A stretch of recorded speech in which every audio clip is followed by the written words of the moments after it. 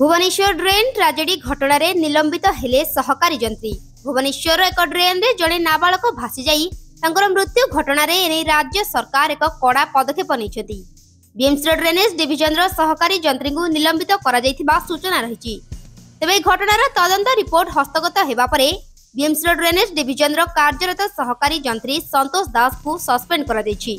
तेबे गत 18 तारिख रे राजधानी रे वर्षा समय रे यूनिट 3 रु जड़े 9 रु 10 वर्षर बालक बेलून आनिबाकु जाई ड्रेन रे भासी जाइथिले एवं बहु खोजा खोजी परे लक्ष्मीसागर अंचल रु तांकर मृतदेह उद्धार होइतला।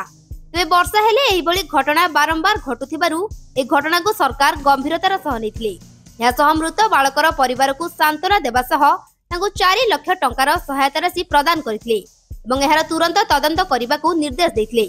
नगर उन्नयन मंत्री कृष्णचंद्र महापात्र घटनास्थल को जाई बीएमसी कमिशनर को रिपोर्ट मागिथिले। रिपोर्ट हस्तगत परे एभली दृढ़ कार्यानुष्ठान निया जायथिबा सूचना मिलिछि।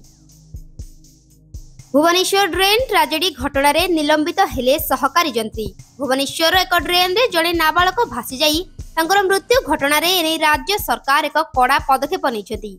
बीएमसी ड्रेनेज डिविजन रो सहकारी जंत्री को निलंबित करा जायथिबा सूचना रहिछि।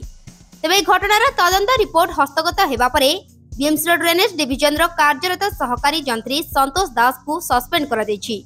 तेबे गत 18 तारिख रे राजधानी रे वर्षा समय रे यूनिट 3 रु जड़े 9 रु 10 वर्षर बालक बेलून आनिबाकु जाई ड्रेन रे भासी जाइथिले एवं बहु खोजा खोजी परे लक्ष्मीसागर अंचल रु तांकर मृतदेह उद्धार होइतला।